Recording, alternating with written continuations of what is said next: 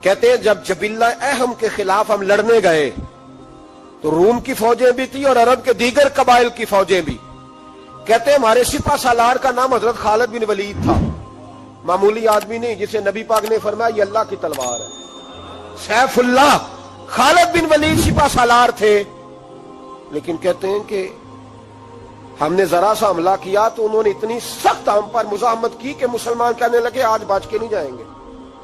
کہتے ہیں ہم سارے حضرت خالد بن ولید کے قریب گئے. یہ کوئی ہم نے نہیں حوالہ لکھا, یہ تاریخ اسلام, ان کو سارے مسالک پڑھتے. کہا حضرت خالد بن ولید سے کہ حضور مسئلہ کیا ہے, کسی جنگ میں پیچھے نہیں اٹھے, آج کیا ہوا؟ جناب خالد بن ولید کہنے لگے میری ٹوپی گھر رہ گئی ہے. میری کوئی نہیں سمجھ آئی آپ کو؟ میری تو نے کہا حضرت صاحب ٹوپی ہم سے لے لیں. کہنے لگے وہ والی نہیں, میرے والی رہ گئی ہے. کہا ٹوپی کا جنگ سے کیا مطلب ہوا, تلوار سے کیا مطلب ہوا؟ تو آپ فرمانے لگے میں نے اپنی ٹوپی میں نبی پاک کے 3 بال مبارک سیے ہوئے ہیں, 3 منہ مبارک. امت غور کرے اس بات پر, 3 منہ مبارک کے ٹوپی کے اندر سیے ہوئے. فرمانے لگے تلواریں تو سب کے پاس ہیں, مجھ سے بہادر سیانے بندے بھی ہیں, پر جب میں حضور کے منہ مبارک سر پہ رکھ کے میدان میں نکلتا ہوں تو فرمایا پھر اللہ مجھے ہر میدان میں کامیابیاں عطا فرماتا ہے. یہ نظریہ دیکھو, عقیدہ دیکھو, تبرک کی کوئی نہیں, برکت کی کوئی نہیں. کہاں بیٹھ کے دین پڑھا ہے؟ یا ہمیں سمجھا لو یا پھر ہم سے ایک کام ضرور کرو بھائی, ایک طرف تو آؤ نا. حضرت خالد بن ولید کہنے لگے ٹوپی رہ گئی ہے. صحابہ دلیری دینے لگے کچھ نہیں ہوتا, قربان جائیں. حضرت ابو عبادہ بن جراح کہتا ہے میں مدینے میں سویا ہوا تھا تو نبی پاک مجھے خواب میں ملے. حضور نے فرمایا میرے خالد کے گرد فوجیں چڑھ گئیں, تو یہاں سویا ہوا ہے, اٹھ پکڑ بندے چل پہنچ میدان میں. کہتے میں نے, حضرت ابو عبادہ بن جراح کہتے ہیں میں صبح اٹھتے ہی میں نے لشکر تیار کیے, گھوڑے دوڑائے, مدد کے لیے نکلے. جب ہم رستے میں جا رہے تھے تو ایک ہمیں نوجوان ملا گھوڑے پہ, سر پٹ گھوڑا دوڑا رہا ہے اور بڑی اس کی تیزی ہے. کہتے ہم نے آواز دی تو اس نے اور تیز کر دیا. حضرت خالد بن ولید کے میدان کے قریب پہنچ گیا. کہتے میں نے 2 سپاہی دوڑائے, میں نے جا کے کہا اسے روکو, کون ہے؟ کہتے جب ہم قریب گئے نا تو اس نے کہا پیچھے ہٹ جاؤ, قریب نہ آنا. کہتے ہم نے کہا تو کون ہے؟ کہنے لگے میں حضرت خالد بن ولید کی زوجہ ہوں, میں ان کی اہلیہ ہوں. تو کہا آپ کدھر جا رہی ہیں؟ کہنے لگی وہ منہ مبارک والی ٹوپی گھر بھول گئے تھے, اور ٹوپی بھول گئے تھے. سارے راز نہیں جانتے, میں بیوی ہوں, میں جانتی ہوں کہ خالد کو کامیابی ملتی تھی مصطفیٰ کے تبرک کی برکت سے. وہ ٹوپی بھول گیا ہے, مسئلہ بن گیا ہوگا. ٹوپی پہ نظر پڑی ہے تو مجھے کوئی اور ملا نہیں تو میں خود دینے جا رہی ہوں. حضرت ابو عبادہ بن جراح کہتے ہیں ہم نے کہا کہ ہمیں دے دو بہن, ہم دے دیں گے. کہنے لگے نہیں, ہمیں پتہ ہے اس کا ادب کس طرح کرنا ہے, کیونکہ ہمارے گھر میں رہتی ہے تو ہمیں پتہ ہے ادب. اور یارو اگر یہ ذائقہ ہی نہیں تو پھر تجھے حضور کی عزت کا پتہ ہی نہیں. اگر تو حضور کے تبرک سے آشنا ہی نہیں پھر تجھے پتہ ہی نہیں رسول اللہ کے مقام کا. اقبال کہنے لگے اگر باؤ نہ رسیدی تمام بول حدیث, اگر تو حضور کے قدموں تک نہیں پہنچا پھر تو ابو لہب کے کھاتے میں جائیں گی تیری نمازیں. میرے مصطفیٰ کریم سید عالم صلی اللہ علیہ وسلم کی وہ ٹوپی لے کر زوجہ کہنے لگی تمہیں ادب کا نہیں پتا, میں ہی جاؤں گی. کہا چلو. کہتی وہ دوڑی گئی. حضرت خالد بن ولید کہتے ہیں اچانک میری نظر پڑی تو کافروں کی فوج تنی ہوئی تھی, وہ ٹوٹنے لگی اور ایک شاہ سوار دوڑا آ رہا ہے. تو میں نے کہا یہ اکیلا جوان صفے کاٹتا آ رہا ہے, ہم لڑ رہے تھے تو یہ فوج ہم پر چڑھ آئی تھی, اکیلا جوان. کہتے ہیں جب وہ جوان قریب آیا تو حضرت خالد بن ولید کہنے لگے او جوان تو کون ہے, اکیلے نے سب کھول دی. تو کہتے ہیں زوجہ بول کے کہنے لگی نہیں مسئلہ جوان کا یا کمزور کا نہیں, خالد مسئلہ یہ ہے کہ ٹوپی آج میرے پاس ہے. مسئلہ یہ ہے کہ ٹوپی آج اصل شے میرے پاس ہے تو اس لیے صفے کاٹتی جا رہی ہوں, ورنہ مجھے تو چھری بڑی مشکل سے چلانی آتی ہے. ٹوپی آج میرے پاس ہے. یہ ہے ارض جنت, یہ طیبہ کی زمین ہے, جنت بھی یہی, مال کے جنت بھی یہی ہے. یہ میرے محبوب پاک کے تبرک کی برکت ہے. حضرت خالد بن ولید رضی اللہ تعالیٰ عنہ کو زوجہ کہنے لگی ٹوپی آ گئی ہے. ٹوپی آئی ہے تو سمجھ لو فتح بھی آ گئی ہے. حضرت خالد بن ولید نے ٹوپی پہنی, اتنی دیر میں حضرت ابو عبیدہ بن جراح بھی آ گئے. کہنے لگے تگڑے رہنا, پہنچ گئے ہیں.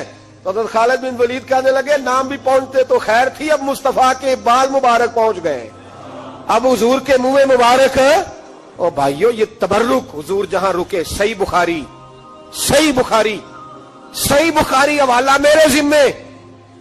تو مسجد نبی کی دیوار نہیں نہ چومنے دیتا, تو حضرت حلیمہ کے گھر کا بوسہ نہیں نہ لینے دیتا.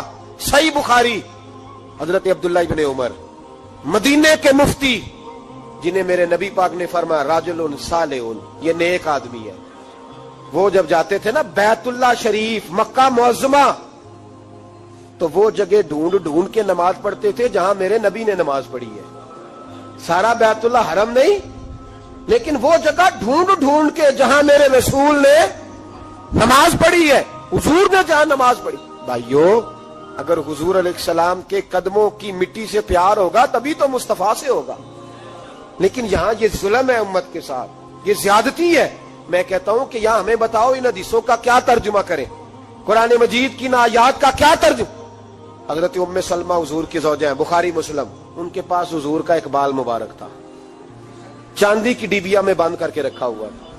جو لا علاج مریض ہوتا وہ حضرت ام سلمہ کے پاس لایا جاتا. وہ کہتی پیالے میں تھوڑا پانی لاؤ. پیالے میں پانی آتا تو وہ منہ مبارک کو پیالے میں ذرا بھگو دیتی, کہتی لو پی لو, اللہ شفا عطا کر دے گا. لا علاج. حضرت انس بن مالک 10 سال حضور کی نوکری کی. لوگ پوچھتے انس کیا کمایا ہے, کہنے لگے جو کمایا ہے وہ صندوق میں بند کر کے رکھا ہے.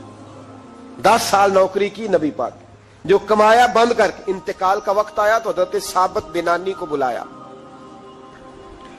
آپ کے شاگرد تھے, کہنے لگے جب بکسا کھول کے لائے تو ایک ڈبیا نکلی, فرمایا اسے بھی کھول. جب اسے بھی کھولا ایک منہ مبارک نکلا.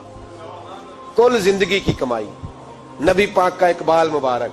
کہا اس کا کیا کرنا ہے, فرمانے لگے جب مر جاؤں نا غسل دے کے تو میری منہ کھول کے زبان کے نیچے رکھ دینا.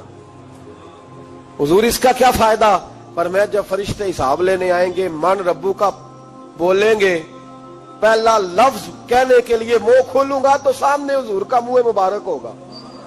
پسے مردن فرشتوں نے جو تلاشی لی تو کیا نکلا, فقط ایک دل کے گوشے سے خیال مصطفیٰ نکلا.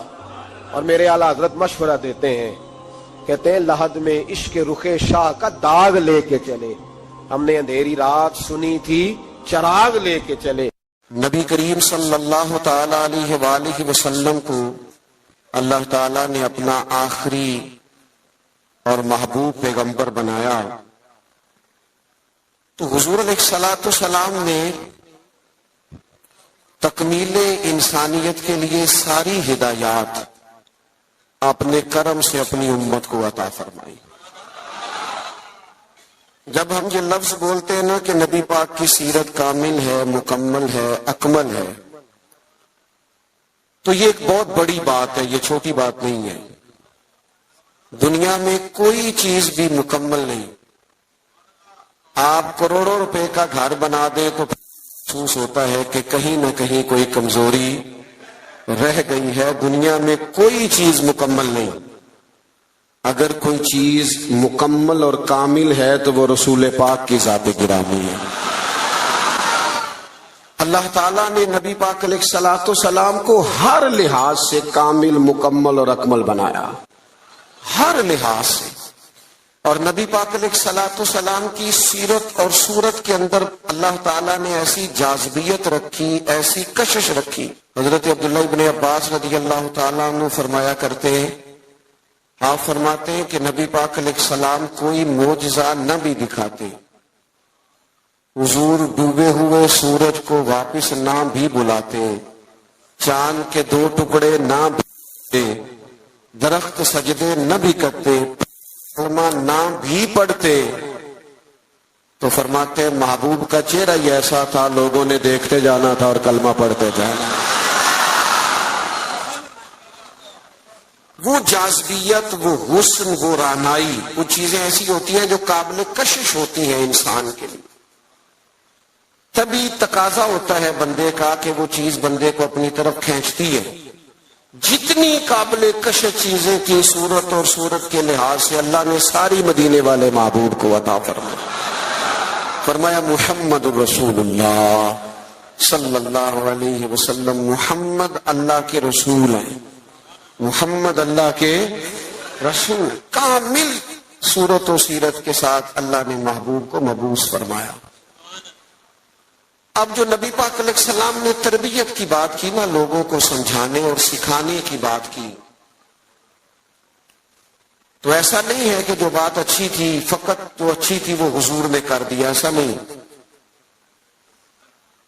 بلکہ محبوب فرماتے ہیں میں مکارم اخلاق کی تکمیل کے لیے آیا ہوں، یعنی حضور نے وہ اچھی بات کی ہے کہ اس سے زیادہ اچھی بات ہو سکتی نہیں، آخری درجہ ہے خیر کا، اس سے زیادہ اچھی بات ہو نہیں سکتی۔ اللہ کے محبوب علیہ الصلوۃ والسلام نے جو تربیت فرمائی لوگوں کی، تو وہ تربیت تھی یتلو علیکم آیاتنا ویزکیکم، کہ محبوب تم پر آیتیں پڑھیں گے اور تمہارے باطن کو پاک فرما دیں گے۔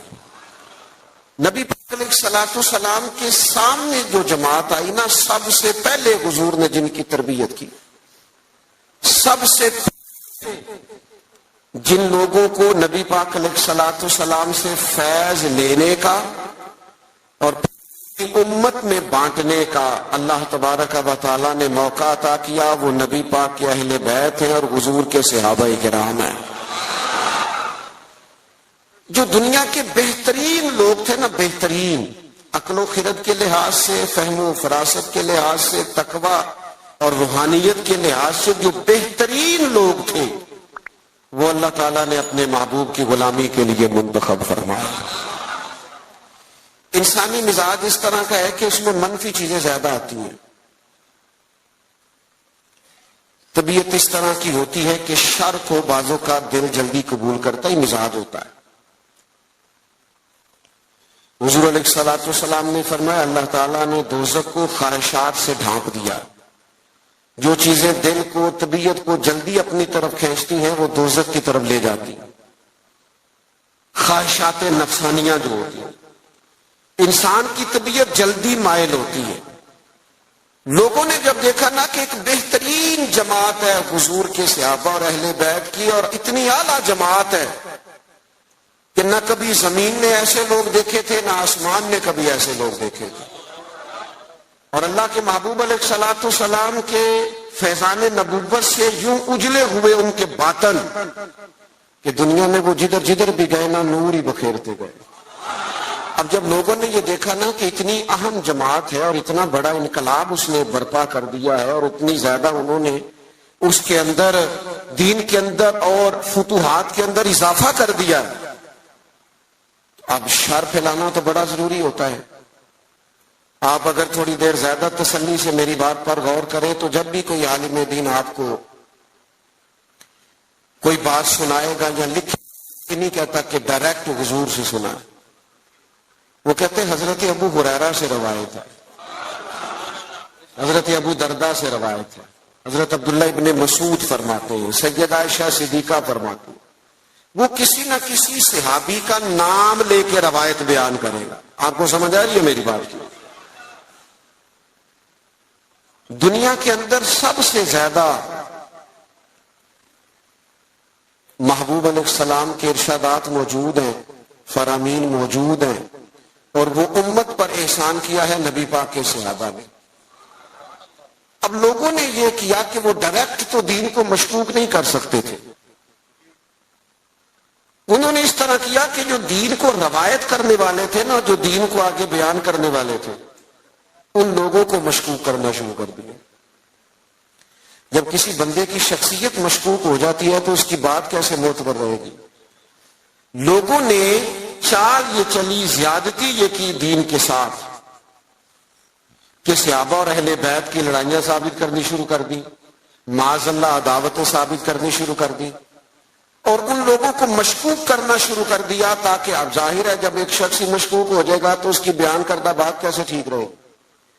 تو جب آپ صحابہ اور اہل بیت کے تعلق سے کسی تشکیک کا شکار ہوتے ہیں تو جتنا دین وہ لائے، قرآن مجید کو جمع کرنا شروع کیا تھا حضرت صدیق اکبر نے، اور اس میں بھرپور کردار ادا کیا سیدنا عثمان غنی نے. تو جب آپ ان لوگوں کو ہی مشکوک کر دیں گے تو جو کام انہوں نے کیے وہ کیسے معتبر رہیں گے؟ خدا را دین کو سمجھنا، بات کو سمجھنا. اولین جماعت کے خلاف یہ سازش کی گئی. لوگ تاریخ کی کتابیں کھول کھول کے سامنے رکھتے ہیں اور لوگ جانے کیا کیا لے کے آتے ہیں. میں نے تو اللہ کا قرآن پڑھا ہے. رب قرآن مجید میں فرماتا ہے محمد الرسول اللہ والذین معہ اشداء علی الکفار. فرمایا محمد صلی اللہ تعالی علیہ وسلم اللہ کے رسول ہیں اور ان کے جو ساتھ لوگ ہیں وہ کافروں پر سخت ہیں. رحماء بینہم، آپس میں تو بڑے رحم دل ہیں. تو اللہ کا قرآن کہہ رہا ہے وہ آپس میں رحم دل ہیں، وہ آپس میں پیار کرنے والے ہیں، وہ ایک دوسرے کا احترام. اللہ کا قرآن کہتا ہے رحماء بینہم. میرا خیال ہے جب قرآن کی آیت سامنے آ جائے تو پھر تاریخ کی کتاب کی تو ضرورت نہیں رہتی، پھر تاریخی حوالوں میں الجھنے کی حاجت. اللہ نے کہہ دیا رحماء بینہم، وہ آپس میں مہربان ہیں. ہو ہلکا یاراں تو بریشم کی طرح نرم. رزم حق و باطل ہو تو فولاد ہے مومن. مومن تو آپس میں رحم دل ہوتے ہیں، ایک وجود کی طرح ہوتے ہیں. علامہ اسماعیل لکی رحمت اللہ نے لکھا ہے ایک مقام پہ نا تمام صحابہ بیٹھے تھے. ہمارا ایک مزاج ہوتا ہے کہ ہم عزتیں نہیں دیتے، طبیعت ہوتی ہے. اور کچھ لوگ ایسے ہوتے ہیں جنہوں نے طے کر لیا ہوتا ہے کہ مجھے عزت ملنی ضرور چاہیے. یہ بہت بڑا مشکل کام ہے. بہت سارے لوگ خود اپنے لیے پروٹوکول کا اہتمام کر لیتے ہیں، وہ زیادہ نقصان کا باعث ہوتا ہے. کوئی سیاسی سماجی فلاحی بڑا آدمی آ جائے نا کبھی محفل میں تو وہ گردن اونچی کر کر کے دکھاتا ہے پیچھے کہ لو میں آ بھی گیا ہوں اور نقیب صاحب نے میرا نام ہی نہیں لیا. بہت سارے بندوں کی تعریف نہ کرو تو نیند نہیں آتی بیچاروں. یہ ابھی ہم آ رہے تھے نا، ہم نے اپنے میزبان کو ٹیلی فون کر کے کہا کہ مہربانی کرنا کسی استقبال کا اہتمام نہ کرنا. فقیروں اور وزیروں میں کوئی تو فرق رہنا چاہیے، کوئی تو فرق رہ جائے. یہ پہلے کہا، آنے سے پہلے کہا، پوچھ سکتے ہیں.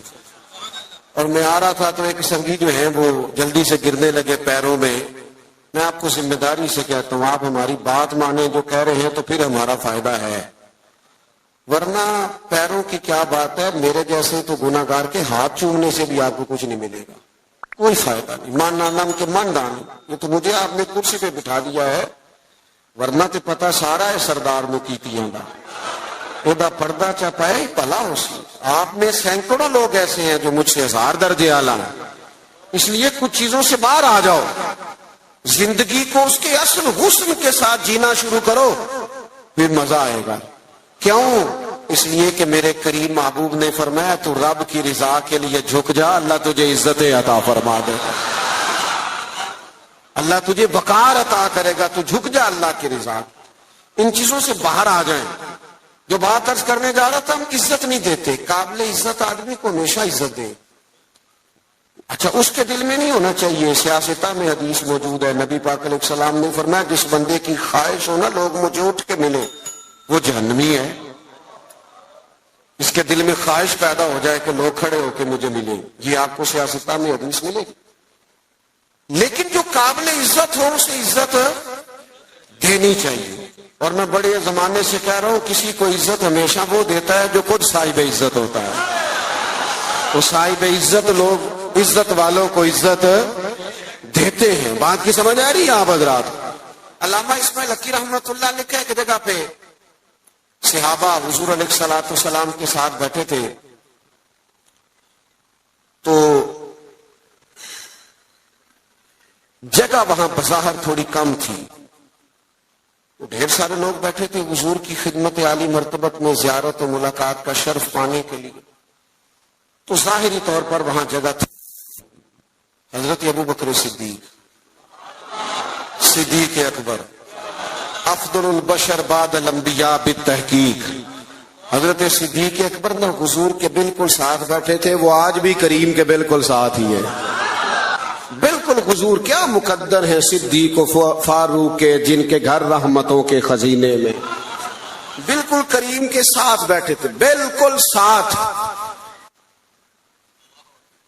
اچانک دروازہ کھلا اور جیسے ہی لوگوں نے چہرے اٹھائے تو مولا علی شیر خدا تشریف لے آیا۔ ہر بندہ تیار تھا اٹھ کے استقبال کرنے کو، ہر شخص، لیکن حضرت صدیق اکبر نے نہ کسی کو موقع ہی نہیں دیا۔ سب سے پہلے حضرت ابو بکر اٹھے اور دروازے پر جا کر ان کا استقبال کیا، اور پھر ان کو بازو سے تھام کے لا کے حضور کے قریب بٹھایا اور تھوڑا ذرا سائڈ پہ ہو کے بیٹھ گئے۔ ساری اثرات صرف تقریروں کے نہیں ہوتے، بعض اوقات عمل سے بھی ایسا نتیجہ نکلتا ہے، عمل کرنے سے بھی، کہ وہ بات کہیں دور چلی جاتی ہے۔ حضرت سیدنا صدیق اکبر اٹھے، بازو تھاما، لا کے مولا کائنات کو حضور کے قریب بٹھایا۔ کسی نے تبصرہ نہیں کیا، محفل کا رنگ ہی بدل گیا، لوگوں کے ذہنوں میں تصور بھی بدل گئے۔ جب کیفیت اور ہو گئی تو اور کیا تبصرہ کوئی کرتا۔ میرے کریم بولے اور حضور فرمانے لگے، دیکھا تم نے میرے ابو بکر نے کیا کیا ہے؟ تم نے غور کیا میرے صدیق نے کیا کیا ہے؟ پھر حضور فرمانے لگے، عزت والا ہی کسی کی عزت کو پہچانا کرتا۔ اہل فضل ہمیشہ، ہمارا نا دور آ گیا ہے حقوق مانگنے کا، ہر آدمی حقوق مانگ رہا، اور ہر محکمے کے الگ الگ حقوق ہیں، اور ہر بندہ شکوہ کر رہا ہے۔ کئی دفعہ مجھے کمزور لگتے ہیں وہ لوگ جو اس طرح شکوے کرتے۔ ایک جگہ میں دستار فضیلت کے اجتماع میں حاضر تھا تو وہاں ایک صاحب نے بڑے درد سے بات کی کہ لوگ علماء طلباء کی عزت نہیں کرتے، وہ وقار نہیں دیتے۔ میں نے کہا ٹھیک ہے، آپ کی بات بڑی حد تک یہ مسئلہ ٹھیک ہے، لیکن اس کا اظہار کبھی بھی کمزوری کے ساتھ نہ کریں، کبھی سہم کے ڈر کے پیچھے ہٹ کے یہ بات نہ کریں۔ آپ کو کیا ضرورت پڑی ہے اتنا جھوک کے یہ بات کرنے کی؟ آپ تو وہ جماعت ہیں، طالب علم علماء تو وہ جماعت ہے کہ یہ پہلے دن گھر سے نکلتا ہے، ابھی اس نے ایک سپارہ بھی نہیں پڑھا، الف با تا سا بھی نہیں پڑھا، ابھی گھر سے نکلا ہے کہ اللہ کے فرشتوں نے اس کے پیروں کے نیچے بھی دیے۔ تو رب رسول کی بارگاہ سے اتنا احساس مل رہا ہے تو ادھر ادھر کیوں دیکھتا ہے؟ یہ کچی بات ہے۔ کمزور مزدور آدمی نا، کئی دفعہ بعض لوگ ملنے آتے ہیں تو کہتے ہیں آپ کیا کام کرتے ہیں؟ کہتے ہیں جی حضرت صاحب پیر صاحب میں نا جی مزدور ہوں۔ میں کہتا ہوں یہ آپ نے جھک جھک کے بات کیوں کی؟ سر جھکا کے آپ نے بات کی میں مزدور ہوں، اس کا کیا معنی ہوا؟ سر جھکا کے وہ بات کرے جس نے کرپشن کی ہے، جس نے مال لوٹا ہے، جو کسی کے پیسوں پہ پلتا ہے۔ تو محنت کر کے دو ہاتھوں سے کما کے کھاتا ہے، تو سار اٹھا کے جیا کر۔ اللہ کے محبوب علیہ الصلوۃ والسلام نے فرمایا سب سے بہترین روزی وہ ہے جو بندہ اپنے دو ہاتھوں سے محنت کر کے کما کے کھاتا ہے۔ اور ساتھ مثال بھی حضور نے فرمایا، حضرت داؤد علیہ السلام اپنے ہاتھوں سے محنت کر کے کما کے کھایا کرتے۔ گردن کو جھکا دیتا ہے خیرات کا پتھر، جہاں میں مانگنے والوں کے سر کبھی اونچے نہیں ہوتے۔ تو صحابہ کرام علیہم رضوان کا یہ مزاج رہا کہ آپس میں ایک دوسرے کو عزت دے۔ دوسری بات یہ تھی کہ ان کی زندگیوں میں جو پہلو آپ کو بڑا غالب نظر آئے گا نا، وہ پہلو ہے ان کے مزاجوں کی طبی سادگی۔ سادہ طرز زندگی نا آسان بڑا ہوتا ہے، اور یہ جو طرز زندگی ہوتا ہے نا تھوڑا سا دنیا سے ہٹ کے، یہ مشکل ہوتا ہے۔ یعنی جو بندہ ابھی آ گیا نا چارہ کاٹتا ہوا وضو کر کے چینج کر کے مسجد میں، وہ جہاں بھی جگہ مل جائے خیر ہے، اسے ٹینشن کوئی نہیں۔ اور جس بچے نے 4-5 ہزار دے کے بال سیدھے کرائے ہوئے ہیں، وہ پریشان بھی بڑا ہے کہ میں نے اتنا خرچہ کر دیا، کوئی دیکھ ہی نہیں رہا میری طرف۔ یہ سادہ طرز زندگی بڑا آسان ہوتا ہے، بڑا۔ حضرت مولا علی شیر خدا رضی اللہ تعالیٰ عنہ کوفے کی جامع مسجد کے باہر کھڑے ہو کے فرما رہے، یہ حقیقتیں آپ کو پتا ہے مسائل کتنے بڑھ گئے ہیں ملک کے اندر۔ غریبی کتنی جڑیں پکڑ کے لوگ پیٹرول پہ بحث کرتے ہیں. پیٹرول پہ بحث وہ لوگ کرتے ہیں جن کی گاڑیاں بڑی ہیں. بڑے لوگ بڑی گاڑیوں والے وہ پیٹرول پہ بحث کرتے ہیں. چھوٹا غریب آدمی پیٹرول پہ بحث نہیں کرتا. اس کا پیٹرول سے لینا دینا کچھ نہیں. وہ تو اس بات پہ بحث کرتا ہے کہ یار بس کا کرایہ فی سواری 5 روپے بڑھ گیا ہے, روز دکان پہ جانا ہوتا ہے. اس کا تعلق اور چیز سے ہے. اللہ کرے آپ کو سمجھ آئے میری بات. یہ 15-20% طبقہ ہوتا ہے جو بڑی بڑی باتیں کرتا ہے اکانومی کی اور فلاں فلاں فلاں. آپ لمبی بات کر رہے ہیں. یہاں تو مسئلہ اس بندے کا ہے جس نے صبح روز 25 روپے جانے کے دینے ہیں, 25 روپے اس پر بوجھ پڑتا ہے, اس کا بجٹ متاثر ہوتا ہے, اس کو دشواری ہوتی ہے. تکلیف اس گھر میں ہوتی ہے جس میں رات کو بیوی اپنے شوہر سے کہتی ہے کہ میرا دل نہیں کرتا آپ کو تکلیف دوں, اور صبح جب بچوں نے جانا ہے نا اسکول, کالج, مدرسہ, تو ان کے پراٹھے پکانے کے لیے گھی کوئی نہیں میرے پاس. تو مہربانی سب روگاں دا روگ محمد جس کا نام غریبی, کنڈ ولا کے لنگ جاندے نہیں دوست یار قریبی. یہ سب سے بڑا دکھ ہے. اس ملک میں یہ کس طرح آسان ہو سکتا ہے جب ملک کے اندر سادہ طرز زندگی کو فروغ دیا جائے. سادہ طرز زندگی. جب ایک آدمی بہت موج میں وقت گزار رہا ہے, ایک تکلیف میں وقت گزار رہا ہے, تو کیسے معاملہ ٹھیک ہوگا؟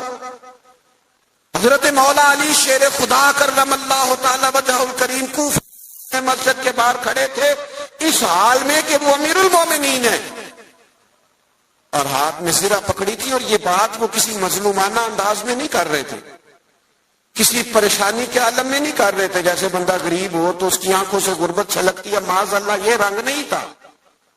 بلکہ وہ باہر کھڑے ہیں اور بڑے وقار کے ساتھ کہہ رہے ہیں یار یہ میری زرہ کو بندہ خرید لے, میرا طعم زیادہ پرانا ہو گیا ہے, اگر نئے خریدنے کے پیسے ہوتے تو میں زرہ نہ بیچتا. یہ کو بندہ لے لے مجھ سے, یہ لے لے. سادہ طرز زندگی, یہ سمجھے, یہ صحابہ اور اہل بیت کی شان ہے. آپ کو پتا ہے نبی پاک علیہ السلام نے اپنی اولاد کے لیے دعا مانگی ہے, اے اللہ میری اولاد کو نا بقدر ضرورت روزی دینا. اور حضور دعا مانگتے تھے اے اللہ ایک دن پیٹ بھر کے روٹی دینا اور ایک دن کا فاقہ دینا. ایک دن کا فاقہ بھی حضور نے مانگا ہے. میرا میٹھا کھانا ہی سنت نہیں, فاقہ کرنا بھی سنت ہے. اس پر بھی توجہ کریں. یہ بھی حضور نے دعا مانگی, یہ بھی مانگ کے دیکھے کوئی اپنے لیے, یہ بھی حضور نے مانگی. مہینہ مہینہ چولہا نہیں جلا سیدہ فاطمہ کے گھر میں, مہینہ مہینہ. یہ ہمارے بچے نہیں میدانوں میں جہاد کر سکتے. وہ کیسے جہاد کریں گے جن کا ٹیشو پیپر کوئی اٹھاتا ہے, جن کی گاڑی کا دروازہ کوئی کھولتا ہے, وہ میدان میں کیسے نکلیں گے؟ سیدہ پاک کی اولاد پاک نے میدان میں ڈٹ کے مقابلہ کیوں کیا؟ اس لیے کہ ان کی اماں نے مہینہ مہینہ کھجور سرکے پہ گزارا کرنا سکھایا ہوا تھا. ان کی ماں نے سکھایا تھا 3 دن روزے رکھنے, اور کھجور پانی سے سحری, کھجور پانی سے افطار. جب گھر کے اندر یہ سادگی کا حسن ہونا تو پھر بچوں کو مشکل نہیں ہوتی میدانوں میں کھڑا ہونے. پھر وہ طاقتور ہوتے ہیں, اعصابی طور پر مضبوط ہوتے ہیں. ہم نے دولت جمع کرنے کے نام پر اپنی اولادوں کو کمزور کر دیا ان لوگوں کے مزاج میں. اور یہی منہج صحابہ کا ہے. حضرت عمر فاروق رضی اللہ تعالیٰ کو بندہ ملنے آ جاتا تھا نا کبھی, تو پوچھتا تھا تمہارے بادشاہ کا محل کہاں ہے؟ تو صحابہ فرماتے تھے ان کا محل کوئی نہیں, وہ یہیں تھے, کبھی مسجد میں مل جائیں گے. اور جا کے پوچھتے تھے جناب امیر المومنین کہاں ہیں؟ تو مسجد والے کہتے تھے یہیں تھے, کہیں باہر نکل گئے. باہر نکل کے پوچھا حضرت عمر کہاں ہیں؟ تو انہوں نے کہا وہ باغ ہے نا فلانا, اس باغ کی. تو اس نے کہا حد ہو گئی ہے, ہمارا تو بادشاہ گلی میں نظر آ جائے تو پورے علاقے کو پتہ چل جاتا ہے بادشاہ سلامت آ گئے. اور یہاں عجیب منظر ہے کہ امیر المومنین اور 22-24 لاکھ مربع میل کی حکومت. یہ سادہ طرز زندگی اسی کسی دے کچھ بھی نہیں لگ دے, نہ کوئی ساڈا دردی تے نالے اٹھ بھلیا چل اوتھے بسیے جتھے نہیں سنے, نہ کوئی ساڈی ذات پچھانے نہ کوئی سانو منے. یہ طرز زندگی، یہ انداز تکلم. حضرت سیدنا فاروق اعظم ادھر گئے ہیں ایک دفعہ نا، تمام صحابہ نے یہ ذرا اس کا مزہ لے کے دیکھیں، اس کا بڑا مزہ ہے. میں کئی دفعہ دوستوں سے کہتا ہوں روب کپڑوں کا نہیں ہوتا، روب کردار کا ہوتا ہے.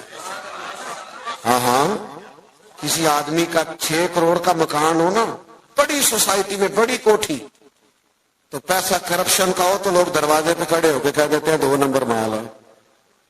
اور بندہ ٹوٹی ہوئی موٹر سائیکل پہ آئے، چھوٹا سا آفیسر ہو، چھوٹا سا ملازم، اور جس کرسی میز پہ بیٹھے وہ بھی ٹوٹے ہوئے ہوں، تو اس کے باہر دفتر کے دروازے پہ بڑے بڑے وزیر سفیر کھڑے ہو کے کہہ رہے ہوتے ہیں یار بندہ بڑا کھڑا ہے، نہ سفارش نہ جائے سنتا ہے، نہ رشوت لیتا ہے. اس کا مطلب ہے روب کپڑوں کا. ہمارے بزرگ تھے نا گجرانوالہ میں حاجی ابو داؤد محمد صادق صاحب رحمت اللہ علیہ، ہم بڑے بڑے لوگوں کو دیکھتے تھے، وہ حضرت سے ملنے کے لیے آتے تو کوشش کرتے پہلے کبھی امامہ باندھ لینا، اگر کوئی گھڑی چین والی ہے تو اتار لینا. اتنی بڑی پجاروں سے بندہ اترا ہے لیکن اپنا لباس ٹھیک کر رہا ہے. اور اپنا اس شخص کا حال یہ تھا، زندگی ساری رکشے میں سفر کیا، مکان مسجد کا، اسی میں زندگی بتا دی. کسی نے 1000 پہ نظر پیش کی تو کہنے لگے میرا تو اتنا خرچہ ہی نہیں، مجھے 50 دے جا گزارا چل جائے گا، تو غریب آدمی ہے، تو لے جا اپنے گھر میں کام کاج چلا. الہی ہے تیرے سادہ دل بندے کدھر جائیں. او عزیز دوست، سادہ طرز زندگی، سادہ، یہ شان ہے صحابہ اور اہل بیت کی. اپنی زندگیوں میں نا یہ اعلیٰ کھانا کھا کے نا، روز مرغن غذائیں کھا کے پھر دوائیاں بھی کھانی پڑتی ہیں. سادی روٹی کھائے نا. میں نے اپنے ابا جی سے ایک دن پوچھا، میں نے کہا کھانے میں کیا پسند ہے؟ کہنے لگے پتر جی بھوک لگی ہوئے تے اچار دا بھی بڑا ہی مزہ ہے تے چٹنی دا بھی بڑا ہی سواد ہے تے جے نہ لگی ہوئے تے پھر نخرے، یہ نہیں کھانا یہ نہیں کھانا. بھوک لگ جائے تو پھر سارا کچھ کھانے میں مزہ آتا ہے. حضرت عمر فاروق کو نا میٹنگ کر کے صحابہ نے میٹنگ کر کے کہا، باقاعدہ میٹنگ ہوئی کہ جناب عمر سے کہنا ہے حضرت صدیق اکبر رضی اللہ تعالیٰ عنہ کے دور مبارک تک اتنی وسعت نہیں تھی، اب تو اللہ نے بڑی وسعت کر دی ہے. آپ کو بھی مال غنیمت میں بڑا حصہ ملتا ہے، اور اپنی جگہ حضور کا فرمان بھی بالکل درست موجود ہے کہ اللہ نعمت دے تو اثر دیکھنا پسند کرتا ہے.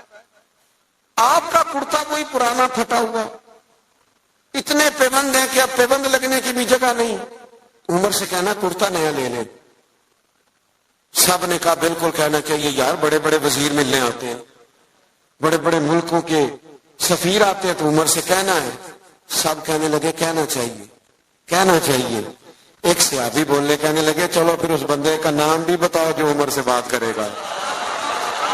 بندہ ایک چنو نا جو سیدنا عمر سے، ان کے روب کے سامنے کوئی بات کرے گا. ایک صحابی کہنے لگے ہے نا ایک بندہ جن کی بات نہیں ٹالیں گے. کہا وہ کون ہے؟ کہنے لگے مولا علی شیر خدا، ان کی بات نہیں ٹالی جائے. حضرت علی سے گزارش کی آپ مہربانی کریں. حضرت عمر سے کہیں. جناب علی کہنے لگے بات تمہاری ٹھیک ہے، کرتا نیا لینا بھی چاہیے، اور اللہ نعمت دے تو اثر دیکھنا پسند کرتا ہے، اور عمر سے کہنا بھی چاہیے، یہ بھی ٹھیک ہے، میں کہوں گا تو عمر مان لیں گے. لیکن چونکہ میں ہمراز ہوں، میں طبیعت جانتا ہوں، میں کہوں گا تو مان لیں گے، پر یہ والی بات میں نے بھی کوئی نہیں کرنی. کوئی اور کہو تو کرا دیتا ہوں، یہ والی نہیں میں نے کرنی. ہاں پھر کوئی رستہ ہی بتا دیں. تو حضرت علی کے پاس رستے تو سارے ہیں نا، جانتے تو سارے ہیں نا. وہ باب مدینۃ العلم ہے. حضرت مولا علی کہنے لگے رستہ ہے نا، سیدہ عائشہ صدیقہ وہ ماں ہے نا مومنوں کی، تو ماں کی بات ٹالی نہیں جا سکتی. ماں تو ماں ہوتی ہے. سیدہ عائشہ صدیقہ رضی اللہ تعالیٰ عنہ سے کہا آپ کہیے. تو سیدہ فرمانے لگی ٹھیک ہے. فوراً حکم دیا جناب عمر آئے. انہوں نے بھی چند منٹ بھی نہیں لیے، فوراً حاضر ہوئے. ہر جگہ پہ نا بحث نہیں کرنی چاہیے، کچھ جگہ غلامی بھی کرنی چاہیے، چپ کر کے بھی مان لینی چاہیے. سانو قید سجن دا گہنا ہے، وہ جینجے رکھے اونج رہنا ہے، کبھی مان لینا چاہیے چپ کر.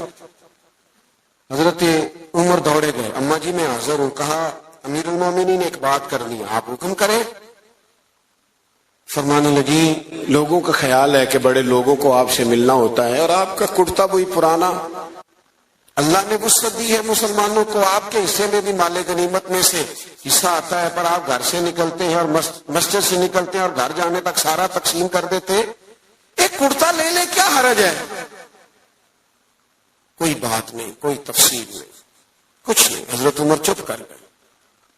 کہنے لگے اماں جی آپ کا حکم آ گیا، شام سے پہلے پہلے لے لوں گا. ہاں ہاں سانو قید سجن دا کہنا ہے، وہ جینج رکھے ایسا اونج رہنا، یہ حضور کی نسبت ہے، اس کا اکرام ہے. میں شام سے پہلے لے لوں گا، لیکن اگر آپ اجازت دیں تو ایک بات کر لوں چھوٹی سی. سیدہ کہنے لگی عمر کر لے. تو جناب عمر بات کرنے سے پہلے رو پڑے.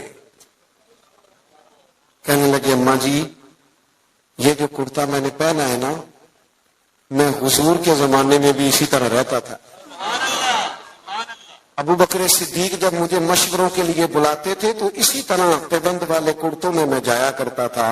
آپ حکم کریں گی تو شام سے پہلے پہلے لے لوں گا، لیکن میں اسی طرح رہتا تھا. اس طرز زندگی میں مجھے قرار ہے. تھوڑی دیر سناٹا چھا گیا، جواب کوئی نہ آیا. جب جناب عمر نے توجہ کی تو سیدہ عائشہ کے رونے کی آواز آ رہی. تھوڑی دیر کے بعد فرمانے لگی عمر جو صحابہ نے کہا وہ بھی ٹھیک تھا، لیکن جو آپ کہہ رہے ہیں وہ تو بالکل ہی ٹھیک ہے. آپ اپنے حساب سے جیئے. ایک تو آپس میں محبت احترام، اور دوسرا طرز زندگی سادہ، اور تیسرا آپ ساری کتابیں پڑھ لیں، سیدہ فاطمہ، مولا علی، حسنین کریمین علیہم رضوان کی سیرت پر ساری کتابیں، ہر کتاب میں لکھا ہوگا کہ گھر میں مہینہ مہینہ چولہا نہیں جلا، روٹی نہیں پکی، ہر کتاب میں لکھا ہوگا. لیکن مزے کی بات یہ ہے جس نے یہ لکھا ہے نا مہینہ مہینہ چولہا نہیں جلتا تھا، اس نے 2 صفحے چھوڑ کے یہ بھی سبھی نے لکھا ہے کہ گھر میں مہینہ مہینہ چولہا نہیں جلتا تھا، اور جو دروازے پہ آتا تھا اسے جھولی بھر کے عطا فرماتے تھے. مالا والے سخی نہیں ہوں گے کہ سخیاں کل مال نہیں ہوں. مالا والے سارے نہیں، کچھ ہوتے بھی ہیں الا ماشاء اللہ. مالا والے سخی نہیں ہوں، سخیاں کل مال نہیں ہوں. ہاں ایتھے اوتھے دوویں جانی سخی کنگال نہیں ہوں. یہ بھی بات پکی ہے. یعنی غریبی میں سخاوت، وہ ہمارے ہم نے یہ سمجھا ہے کہ سخاوت کروڑوں اربوں سے ہوگی، لاکھ آئیں گے تو سخاوت ہوگی، یہ ہم نے سمجھ لیا ہے. حالانکہ نبی پاک علیہ السلام نے تو یہاں سے سخاوت شروع فرمائی ہے. حضور فرماتے ہیں کہ گوشت پکاؤ نا تو شوربہ زیادہ کر لیا کرو، اور اپنے پڑوسی کو بھی سالن میں شامل کرو. یہاں سے سخاوت شروع کی، یہاں سے حضور، یہاں سے. آپ غور کریں صحابہ اور اہل بیت کی زندگیوں پر کہ ان کا طرز زندگی سخاوت کے معاملے میں کیا ہے. بڑا کم ہوتا ہے سگے بھائی کو لوگ دینے میں کتراتے، لیکن جب ہجرت کر کے مہاجرین مدینے آئے تھے نا تو انصار نے چلتے کاروبار آدھے آدھے دے دیے.